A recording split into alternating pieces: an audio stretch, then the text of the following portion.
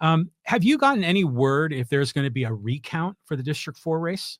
So it's my understanding that Caylin Frank has conceded at this point, and Jenny Maeda has been, invited by the city to be sworn in next Tuesday. I think that if there was going to be a recount, Caylin Frank would have to pay for that out of her own pocket, and that may not be something that she wants to do. I don't know her thinking. Yeah. Okay. And then going back to this curation process that you talked about, there are conspiracy theorists in California. They're certain that the ballots are being manipulated, yada, yada. And the fact that it takes so long to count the ballots in California, is this why the curation issue?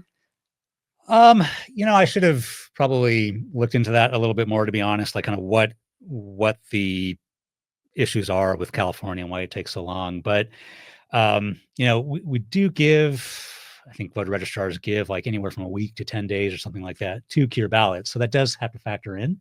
Mm-hmm. I think the mail-in ballot process plus the vote centers that we have now, at least in San County, just kind of all require things to be counted, as they come in or after they come in.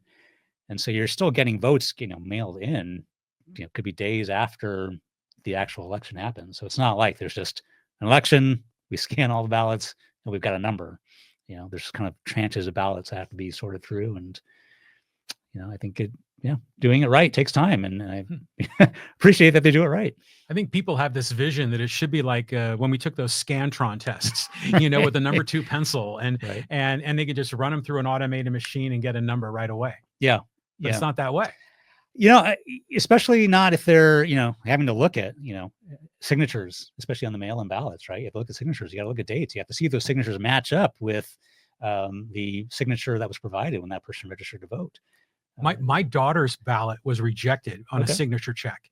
And it was because, when she was 18, she had this perfect signature. And I guess when she filled out her ballot, a little bit more messy. And they looked at the two and they said, sorry, it doesn't count. Yeah. So they do check that. Yeah.